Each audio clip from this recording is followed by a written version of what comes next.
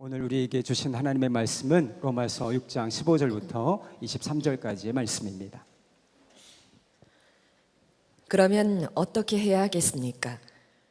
우리가 율법 아래에 있지 않고 은혜 아래에 있다고 해서 마음 놓고 죄를 짓자는 말입니까? 그럴 수 없습니다.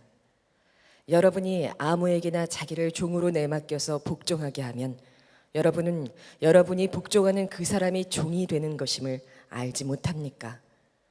여러분은 죄의 종이 되어 죽음에 이르거나 아니면 순종의 종이 되어 의에 이르거나 하는 것입니다.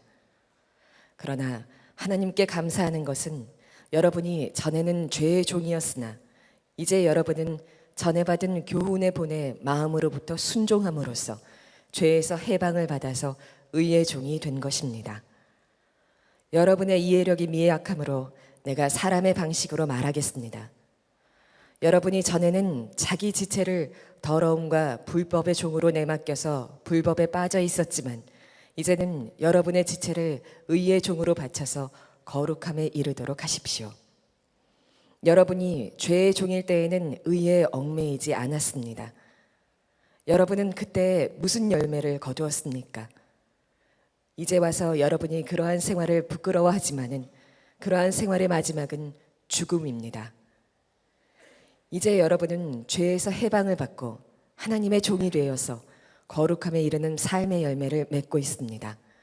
그 마지막은 영원한 생명입니다. 죄의 싹은 죽음이요 하나님의 선물은 우리 주 예수 그리스도 안에서 누리는 영원한 생명입니다. 아멘. 하나님의 말씀입니다. 모두 자리에 앉으시겠습니다. 우리는 다 예수님을 믿는 사람들입니다. 네, 잘 믿읍시다. 예수님을 정말 잘 믿읍시다. 예수님을 믿기로 한 것은 정말 하나님의 축복이지만 예수님을 믿기로 했으면 잘 믿으셔야 됩니다. 예수님을 믿는 것을 또 복음을 잘못 이해하면 예수님이 우리의 죄를 다 용서해 주셨으니 이제는 죄를 지어도 괜찮겠구나 이렇게 생각하는 분들이 있습니다. 다 용서받았으니까, 예수님께서 우리 죄를 다 용서하셨으니까 죄와 죽기까지 싸울 이유는 없는 거죠. 또 죄 지으면 회개하면 용서해 주시잖아요. 그래서 회개는 하는데 건성 회개를 하는 겁니다. 죄를 안 짓고 살려고 하는 마음이 없습니다. 다 용서받았으니까 죄 용서받았다는 은혜를 완전히 왜곡해버리고, 그래서 죄 지어도 괜찮은 듯 살아가는 그리스도인들은 예수님을 잘 믿는 게 아닙니다. 또 예수 믿는 것을 오해하는 것 중에 하나가 하나님의 종은 목사만 하나님의 종인 줄 아는 겁니다. 나는 목사도 아닌데, 나는 선교사도 아닌데 내가 무슨 하나님의 종이야 이렇게 생각하는 그리스도인들이 많습니다. 예수님을 믿기는 하지만 아직도 예수님을 잘 믿는 것은 아닙니다. 이 로마서의 유명한 요절이 로마서 1장 17절인데 그것은 의인은 믿음으로 삽니다 하는 말씀입니다. 대단히 유명한 말씀이죠. 그래서 우리는 믿음을 그렇게 강조하는 겁니다. 그런데 이 말씀을 잘못 해석하는 이들이 굉장히 많습니다. 의인은 오직 믿음으로 살리라. 이걸 어떻게 읽느냐 하면 의인은 오직 믿음으로 죄짓고도 살리라. 의인은 오직 믿음으로 싸우고도 살리라. 의인은 오직 믿음으로 혈기 부리고도 살리라. 또 교회 와서 용서해 주세요 하고 용서 받았음을 믿습니다. 그리고 또 죄짓고도 살리라. 이렇게 읽는 분들이 많습니다.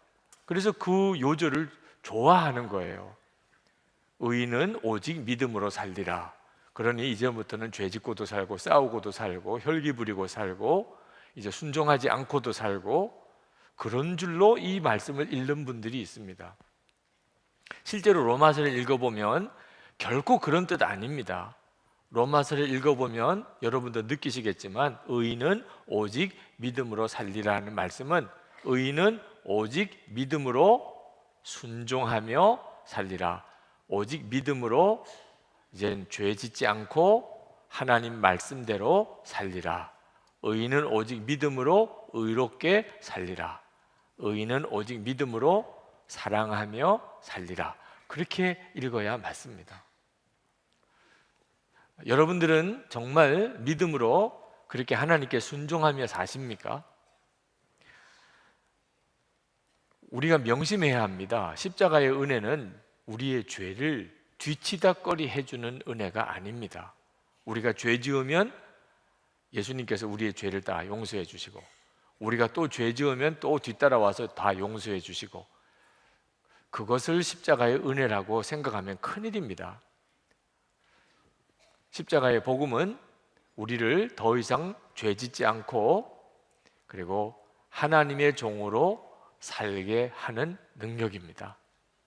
그것이 놀라운 십자가의 능력입니다. 이제는 더 이상 죄의 종이 아니고 하나님의 말씀대로 순종하며 하나님의 능력대로 사는 종입니다. 이것이 십자가의 능력입니다. 16절에 보면 누구에게 순종하느냐에 따라 그의 종이 된다고 했습니다. 16절에 보면 여러분이 복종하는 그 사람의 종이 되는 것임을 알지 못합니까? 실제로 그렇죠. 우리가 누구에게 복종하면 그의 종인 거죠.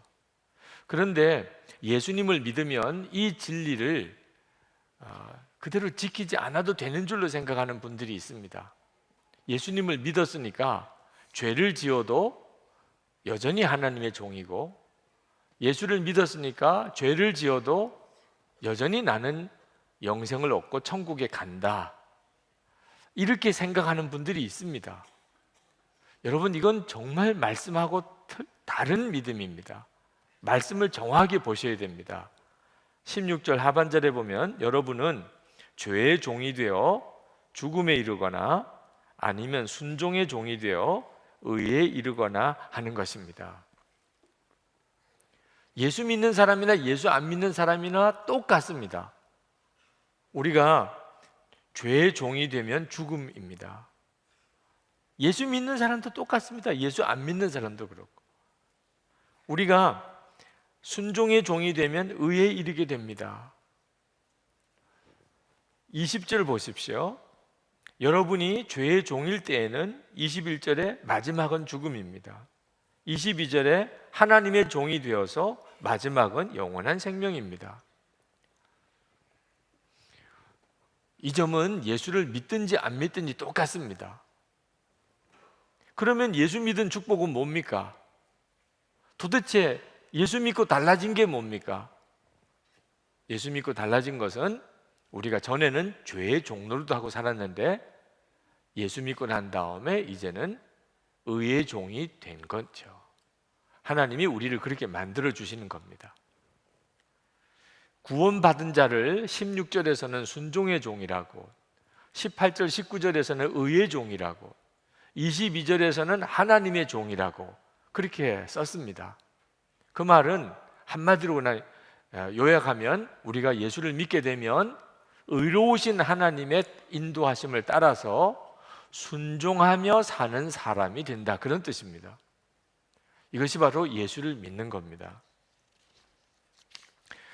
근데 많은 그리스도인들이 실제로 내가 예수를 믿었지만 내가 의의 종이 되지는 못했습니다 라고 탄식합니다. 실제로 자신의 삶이 순종의 종이고 의의 종이고 하나님의 종이라고 자신 있게 말할 수가 없다는 거죠. 성령께서 우리 가운데 오신 것은 우리로 하여금 의의 종이고 순종의 종이고 하나님의 종이 되게 하시려고 오신 거예요, 우리 마음에. 그러나 여러분 잘 아셔야 되는 것은 성령님이 우리 안에 오셨다고 해서 저절로 우리가 의의 종과 순종의 종이 되는 것은 아니라는 겁니다.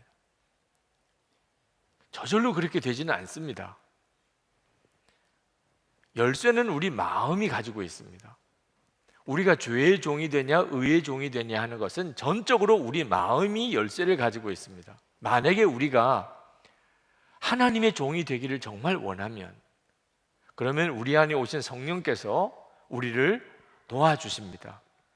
그래서 우리 힘으로는 하나님의 종이 되고 순종할 수가 없어도 성령께서 우리를 의의 종 되고 순종의 종이 되고 하나님의 종이 되도록 만들어 주십니다. 그런데 우리가 마음으로 하나님의 종 되기를 원하지 않으면, 육신대로 사는 것을 더 좋아하면, 그럼 성령님은 우리 안에 오셨지만 아무것도 못 하십니다. 근심만 하실 수밖에 없습니다. 여러분, 우리가 오늘 19절 말씀에 보면 사도 바울이 좀 쉬운 방식으로 설명을 하고 계신데, 여러분이 전에는 자기 지체를 더러움과 불법의 종으로 내맡겨서 불법에 빠져 있었지만 이제는 여러분의 지체를 의의 종으로 바쳐서 거룩함에 이르도록 하십시오. 여기서 내맡겨서 또 바쳐서라고 쓴 구절을 주목해 보셔야 합니다. 우리가 전에는 죄의 종노릇 할 때는 더러움과 불법에 우리 몸을 맡겼다는 거예요. 그래서 우리가 죄의 종노릇하고 살았습니다. 근데 지금은 우리 지체를 의에 바쳐야 한다는 겁니다. 그러면 우리가 하나님이 기뻐하시는 거룩함에 이르게 된다는 겁니다. 우리가 해야 하는 겁니다. 불법과 더러움에 내 몸을 맡기는 것도 우리가 하는 거고, 또는 의에 성령님께 나 자신을 바치는 것도 우리가 하는 거죠. 여러분, 우리가 무슨 죄를 지었고 체포가 되어서 교도소에 가게 되는 것은 우리의 마음의 의지와 상관없이 공권력에 의해서 강제적으로 그렇게 갑니다. 교도소를 가고 싶어서 가는 사람이 누가 있겠어요? 붙잡혔으니까 가는 거죠. 그러나 술집에 가는 거는 다릅니다. 술집에 가는 거는 내가 가는 거죠. 여러분이 술을 마시는 것은 내가 마시는 겁니다. 만약에 여러 사람이 여러분을 꼼짝없이 붙들어서 입을 억지로 벌리고 그리고 술을 쏟아 부어 넣으면 하나님께서 너 왜 술 마셨냐 이렇게 하시겠습니까? 그거야 뭐 그냥 내 의지하고 상관없이 술이 내 입으로 들어온 거죠. 여러분, 그렇게 술 마시는 거죠? 술집에는 내가 가는 겁니다. 뭐 여러 핑계를 댈 건 있겠지만 그래도 결국은 내가 가는 거예요. 여러분, 오늘 교회 오신 거 여러분이 결정해서 오신 겁니다. 여러분이 오늘 주일 예배 드리려고 결단해서 오신 거예요. 여러분이 죄의 종이 되냐 하나님의 종이 되냐, 열쇠는 여러분이 가지고 있는 겁니다. 여러분이 어느 쪽으로 순종하느냐에 따라서 여러분의 주인이 결정되는 거죠. 여기서 우리 인생이 결정되는 겁니다. 이 모든 것이 마음으로 되는 겁니다. 마음으로. 17절에 보면 여러분이 전에는 죄의 종이었으나 이제 여러분은 전에 받은 교훈의 본에 마음으로부터 순종함으로써 죄에서 해방을 받아서 의의 종이 된 것입니다. 우리가 의의 종이 되는 것은 전적으로 내 마음이 바뀌어서 그렇게 하는 것입니다. 자, 한 가지 질문이 생깁니다. 그러면 내 마음에 달린 거라면, 그러면 하나님께서 의의 종이 되라 말씀만 하면 되지, 왜 예수님은 십자가에 달려 죽으셔야 되고 성령 하나님께서 우리 마음에 오셔야 되는 겁니까?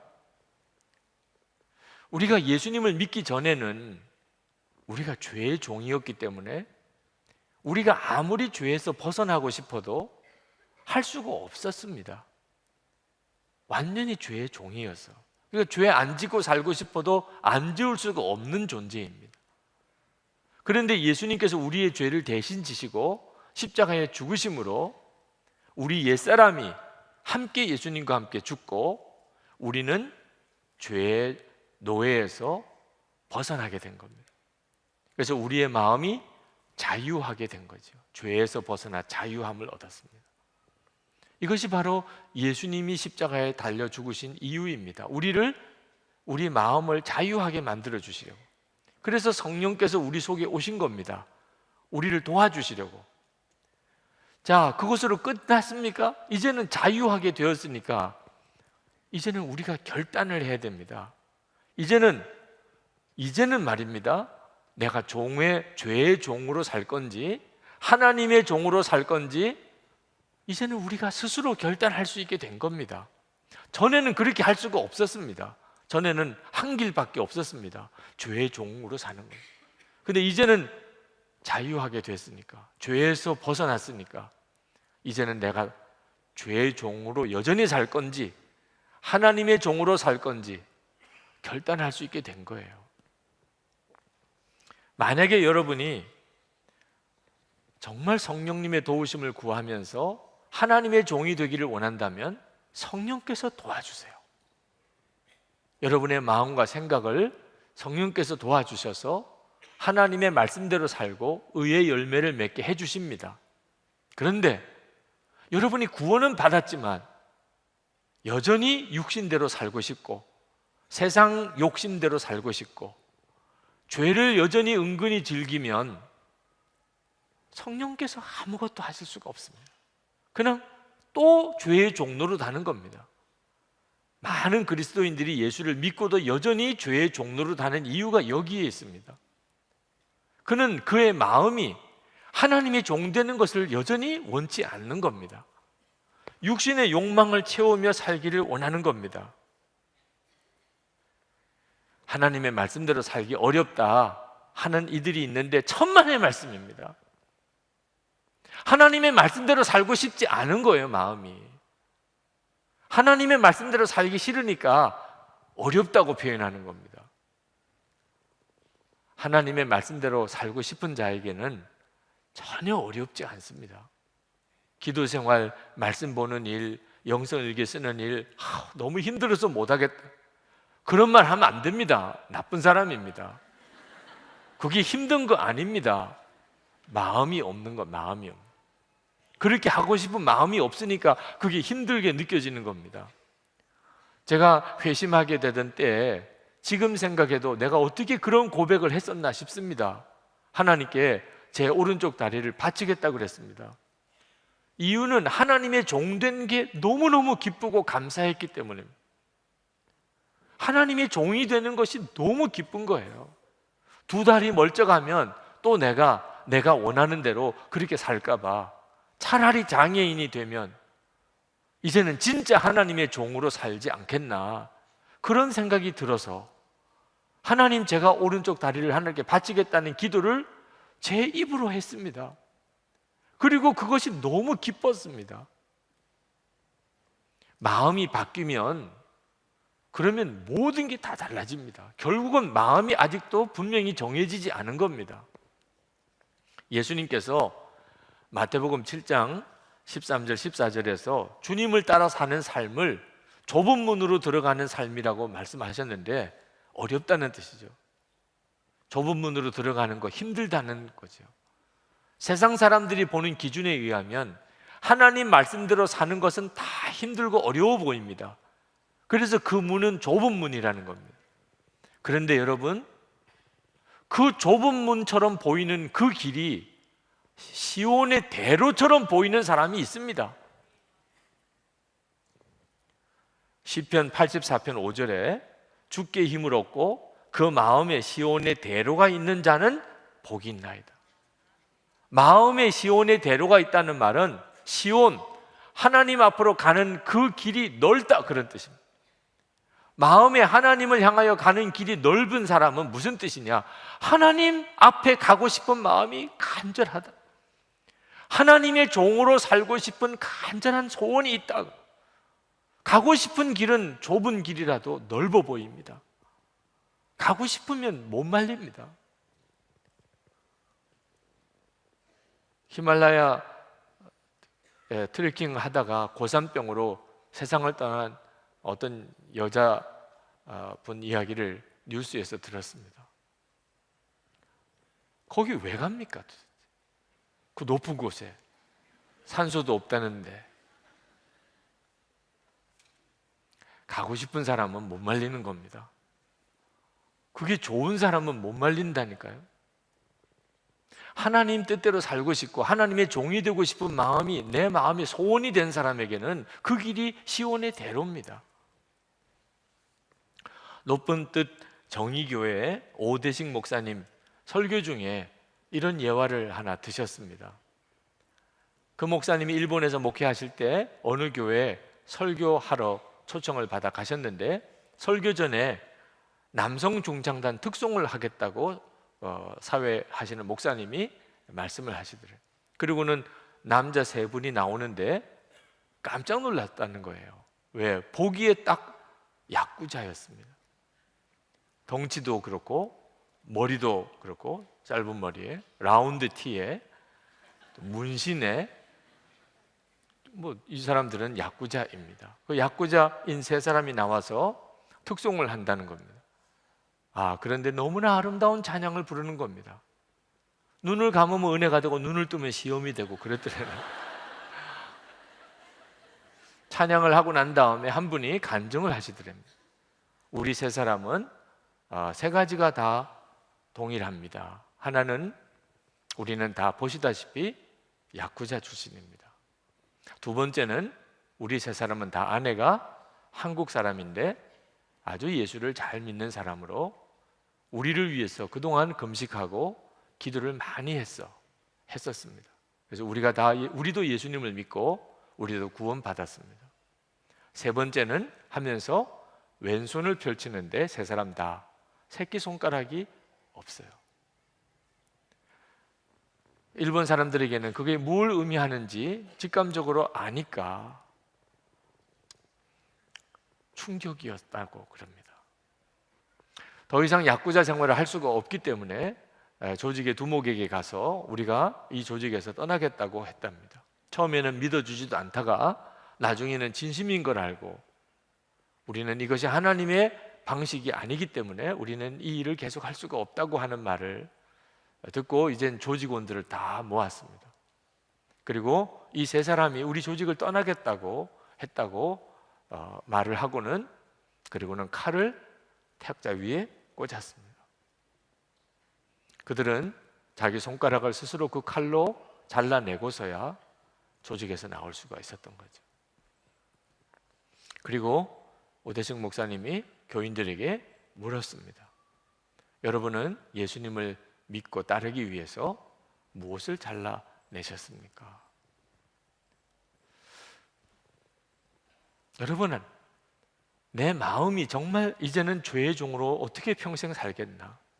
내가 이제는 하나님의 종이 되어야지. 둘 중에 하나밖에 선택이 없습니다.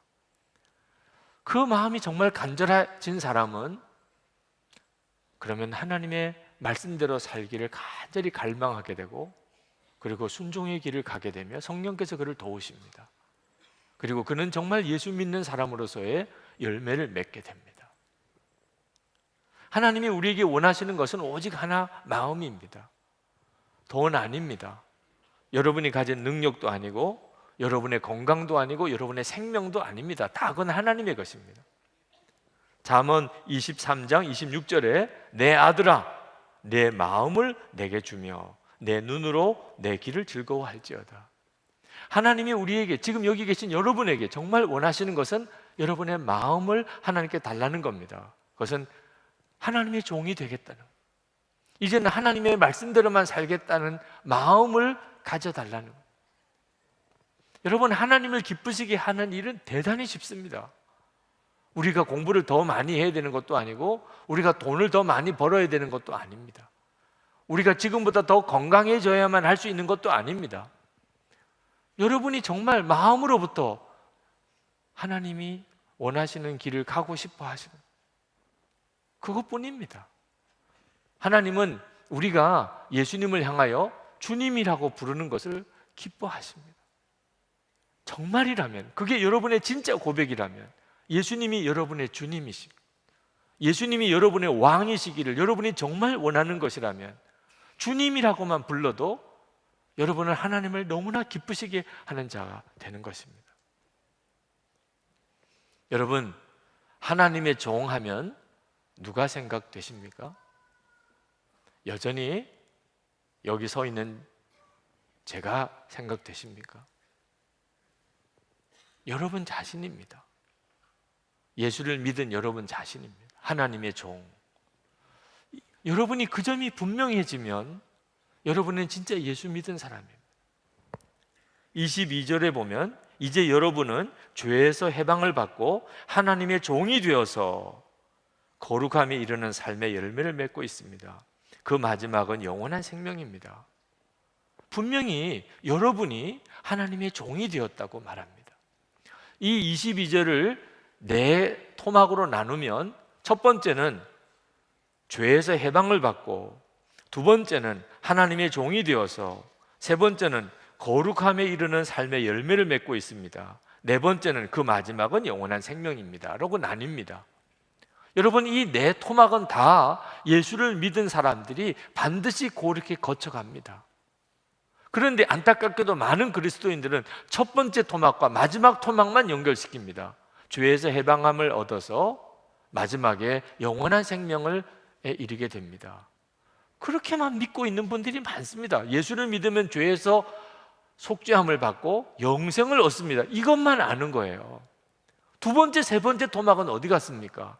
하나님의 종이 되어서 거룩함에 이르는 삶의 열매를 맺고, 그리고 마지막에 영원한 생명을 얻는 겁니다. 여러분이 이제부터 예수님을 정말 바로 믿고 예수 믿는 바른 증거가 여러분의 삶에 나오려면 여러분의 자신에 대한 고백이 분명해야 됩니다. 여러분은 죄사함 받은 자지만 동시에 하나님의 종입니다. 한번 따라해 보시기 바랍니다. 나는 하나님의 종이다. 진짜입니까? 따라하라고 그래서 따라한 겁니까? 여러분의 마음에 정말 그런 고백이 나오게 되면 그때부터 성령께서 역사하십니다. 여러분이 어디 가서든 나는 하나님의 종이다. 직장에 가서도 나는 하나님의 종이라. 오늘 집에 돌아가서도 나는 하나님의 종이라.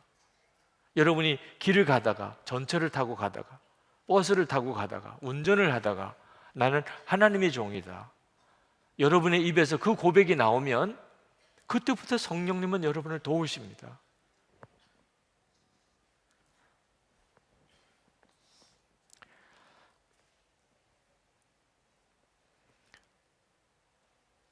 여러분, 오늘 4.19입니다. 4.19 의거 기념일이죠. 지난 주간에 4월 16일 세월호 참사 1주년이었습니다.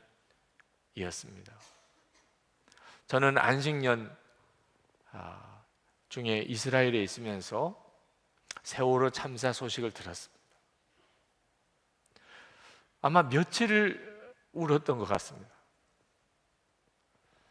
제 마음속에는 그 애꿎은 수많은 그 학생들이 그렇게 죽어간 것은 한국교회의 죄 때문이라고 생각이 들었습니다. 그러나 한국교회의 죄라고 말하는 것조차 나는 빠지고 누군가를 지칭하는 것이 그런 느낌이 들어서 그 말도 안 했습니다. 선한목자교회 담임 목사면, 그러면 한국교회의 죄라면 제 죄지요. 세월호 선장이 꼭 저 같은 느낌이 들었습니다. 저는 지난 1년 동안 정말 쉽지 않은 시간을 보냈습니다. 제 죄 때문인데 누구를 탓합니까? 그런데 그렇게 1년이 지나고 우리나라는 참 쉽지 않습니다. 세월호 참사의 그 끔찍한 고통을 겪었던 유가족들, 그리고 온 국민의 고통이 있었음에도 진짜 달라진 게 별로 없어 보입니다. 그 사고의 진정한 원인도 제대로 밝혀지지 않은 것 같고, 또 부패의 고리도 제대로 드러나고 해결된 것 같지도 않고, 우리나라 사회가 더 안전해지고 투명해진 것 같지도 않고, 희생은 엄청난 희생을 치렀는데 그 대가는 정말 없어 보입니다. 정부가 책임 있는 조치를 해야 하죠. 이대로 가서는 정말 안 되는 일이죠. 그리고 교회와 성도들이 기도해야 합니다. 그런데 그 세월호 희생자와 또는 유가족들에게만, 또 우리나라 국민들에게만 이 일이 비극 아닙니다.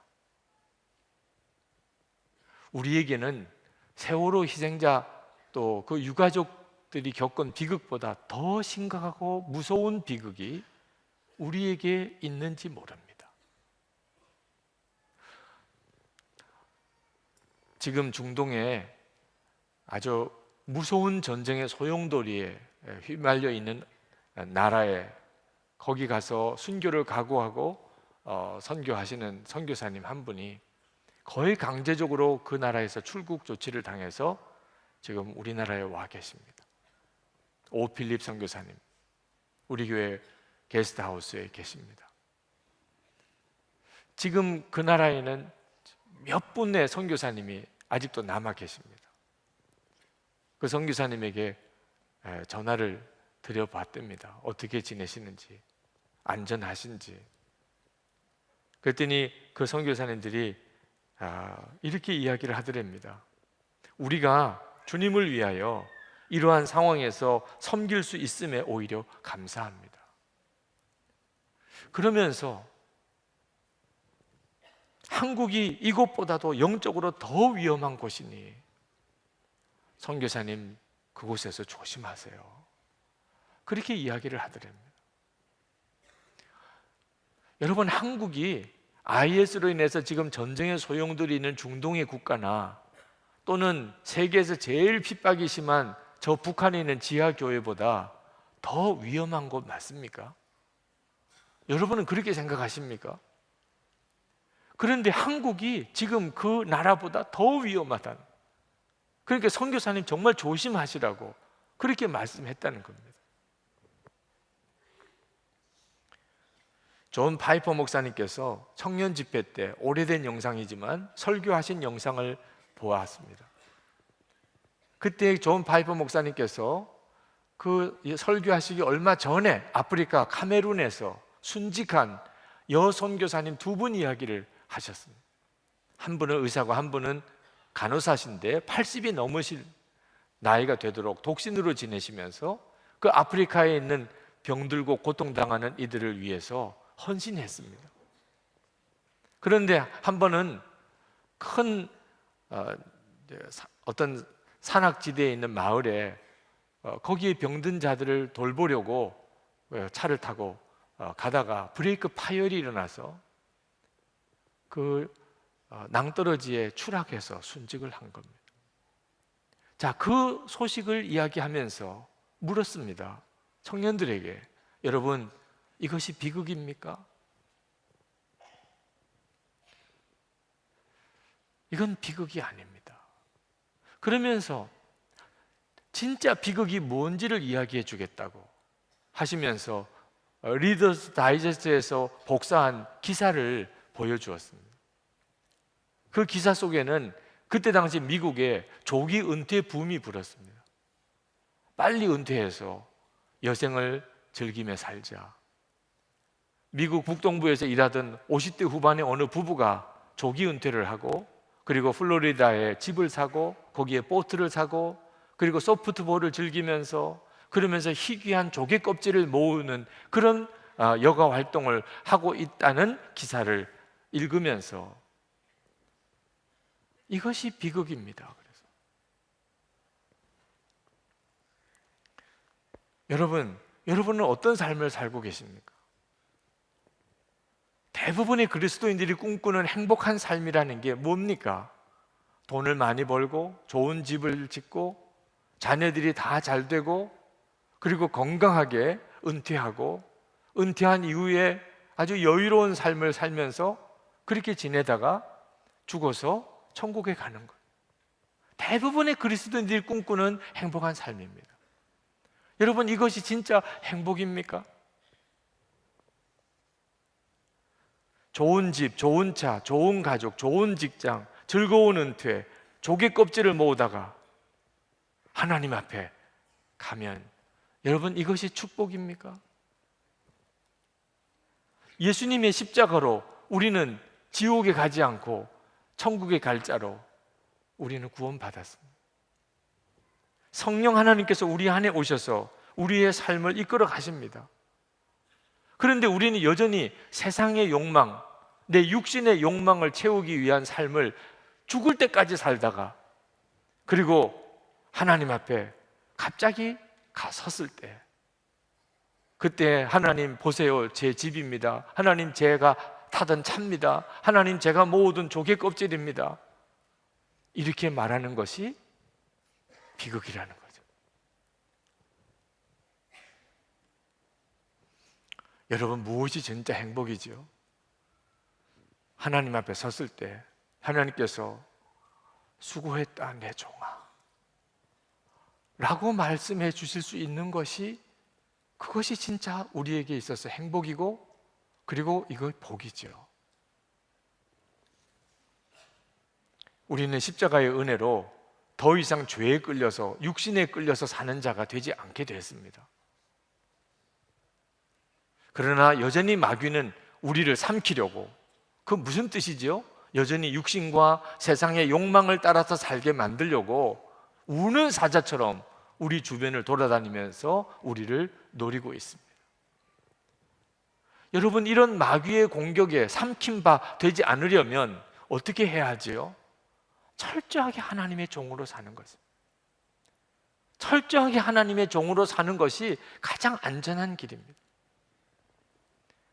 마귀는 우리의 육신을 통하여 또 유혹에 올 겁니다.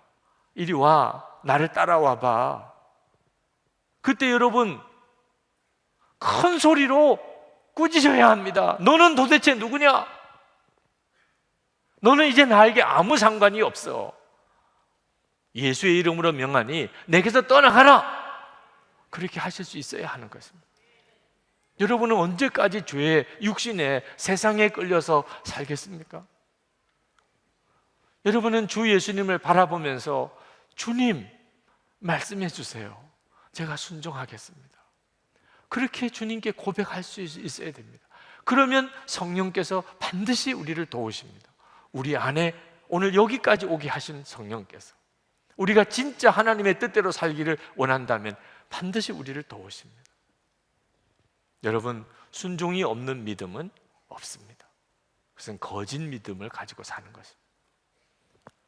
여러분이 모두 하나님의 종이 되어서 하나님에게 순종하게 되면, 그러면 삶 속에서 하나님의 살아계심을 여러분에게 놀랍게 드러내 주실 것입니다. 그렇게 살게 되기를 축복합니다. 이제 우리 기도합시다. 여러분, 여러분의 마음으로 주님께 구하십시오. 하나님, 제가 죄의 종으로 더 이상 살기 원치 않습니다. 저는 하나님의 종입니다. 저는 하나님의 종으로 살기를 원합니다. 성령님, 저를 도와주옵소서. 우리 통성으로 기도하겠습니다.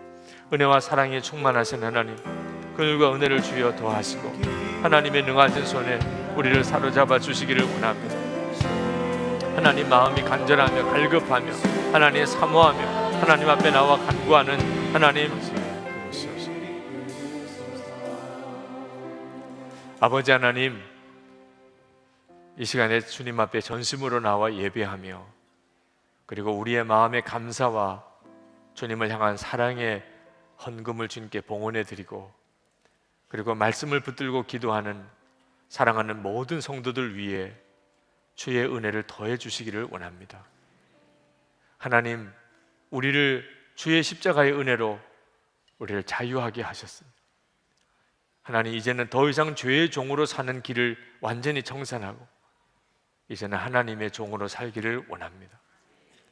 오늘도 말씀과 성령의 역사로 사랑하는 성도들의 마음을 사로잡으셨으니 주님, 성령의 역사를 더해 주소서. 우리가 순종의 종이고 의의 종이고 하나님의 종이 되어 영원한 생명의 길을 가게 하시고, 그리고 거룩한 성도들이 일어나고 거룩한 교회가 세워지면서 하나님, 이 사회가 변화되는 역사가 있게 해 주시옵소서. 우리가 소금과 빛으로 살게 하소서. 하나님, 북한에 있는 동포들을 구원하는 일을 위해 저희를 사용하소서. 이 민족의 평화로운 통일을 주님 저희들에게 주소서. 세월호 사건이 1년이 지났지만 하나님, 우리 안에는 갈등이 더 커져 있습니다. 교회와 성도들을 주님께서 일으키소서. 진정한 하나님의 종들이 일어나게 해주소서. 세계 열방에 나가 있는 선교사님들을 주님께 부탁을 드립니다. 하나님, 저들을 위해서 우리가 넉넉히 기도할 수 있게 되기를 원합니다. 오늘도 세우신 교회들, 핍박당하는 그 교회들을 주님이 함께 해주셔서 하나님의 나라의 영광을 보여주시고, 그리고 함께 하시는 주님을 바라보는 눈을 뜨게 해 주시옵소서. 성도들 위해 이 시간 주의 은혜를 더하시고 심령에는 충만함으로 병든 몸은 깨끗하게 고쳐주시고, 저들의 가정 안에 진정한 화목과 하나됨을 주시고, 그리고 성도들의 기업을 복주셔서 축복의 통로로 베풀고 나누고 사는 힘이 있게 해 주시고, 그리고 성도들에게 전도의 문이 열리게 하시고 이 땅에 하나님의 새 부흥이 일어나게 해 주시옵소서. 예수 그리스도 이름으로 간절히 기도합나이다. 아멘.